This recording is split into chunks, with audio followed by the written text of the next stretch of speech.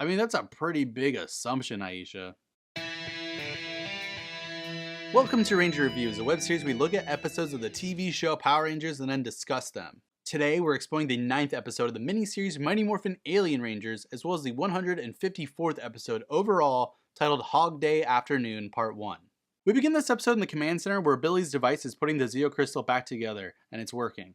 Zordon says that he'll feel much better once Aisha is back, and he's worried because it's been way too calm, and he's kind of worried about Zed and how he might be planning something.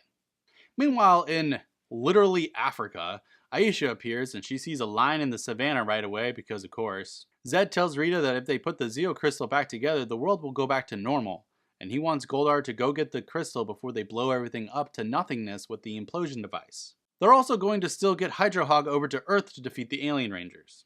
Billy and the other Rangers are talking about how they're ready for Aisha to come back, which will hopefully be soon. Meanwhile, Aisha's backing up from lions and she screams when another girl grabs her, hiding behind a rock. This girl's name is Tanya, and she's been watching this line for a few days now, and they say that the animals are getting sick near them. Tanya explains that apparently they've become confused and weak, and Aisha explains that she's there to find something important. Tanya says that they have to get back to camp right away because they don't want to be out and about during darkness. Tanya then explains to Aisha that she now lives here because her parents were explorers who were lost on an expedition 3 years ago. The local people took Tanya in, and now she has a large family of wonderful people. Tanya is also very worried about the animals. On the moon, Zed is firing stuff from his staff into space, and he sends out a decoy beam to distract Alpha. In the command center, Alpha sees the transmission beam, and he blocks it right away. Then Zed sends the real transmission beam, and he gets in contact with Hydro Hog, telling him to come to Earth to get rid of the Alien Rangers and get all the water off of Earth. Hydro Hog agrees because he's been pretty bored without the Alien Rangers around, so he says he's on his way. Under the command center, Rito and Goldar are still walking around for like the 4th episode in a row.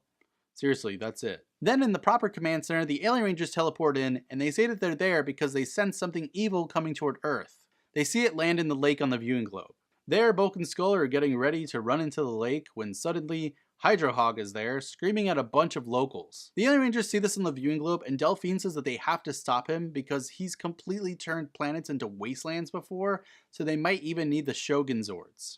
It's Morphin time! The 5 Alien Rangers appear by Hydro Hog, and they try to stop Hydro Hog from getting to the shore, and it's interesting to see the children and the people in the background that are just like cheering them on during this battle. Also, this Hydro Hog suit looks like it'd be terrible to try to move around in. Hydro Hog then says that he's fallen and he can't get up, which leads to him tricking Quirkus, hitting him down. He then starts draining water out of Delphine's body. The Kid Rangers are afraid about the Alien Rangers. Also, under the command center, Rito and Goldar find a convenient sign that says Command Center this way. Meanwhile, Quirkus and Cestro are getting drained before Titus gets drained too.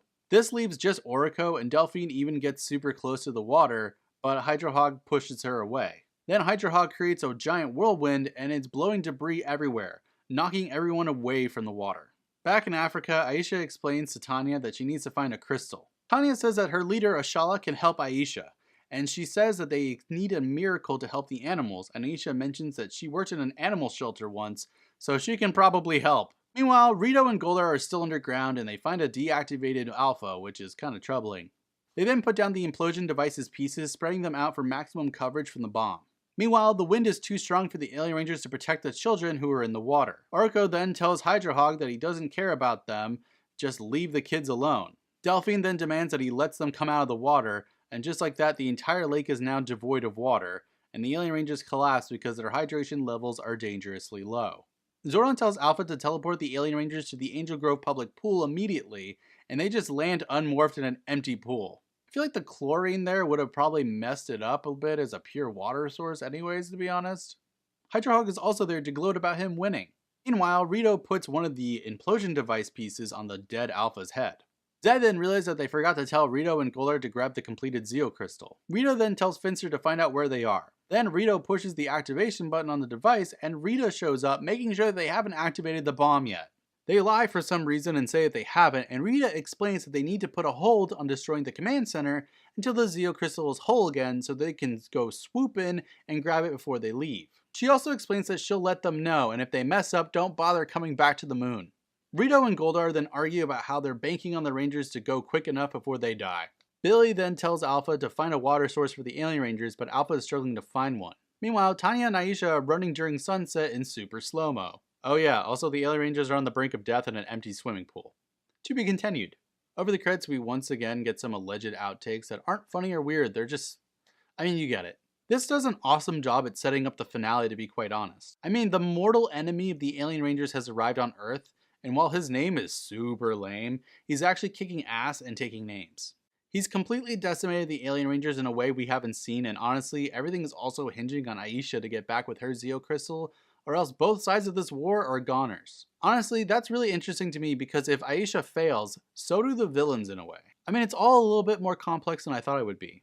Other than that, can we at least get a damn country from Africa named for Aisha instead of just a generic continent? That's insane that something like this was just perfectly fine for television in 1996. Like, let's not get into the fact that Tanya's name in early drafts of this script wasn't Tanya. Instead, her name was originally Kenya. Yeah, I'm glad they changed it. So how will the Alien Rangers miniseries end? Will they find water? Will Aisha come back with the Zeo Crystal? Will Rito and Goldar get blown up into nothingness? Seriously, there's going to be a lot to cover in the next episode, but until then, may the power protect you.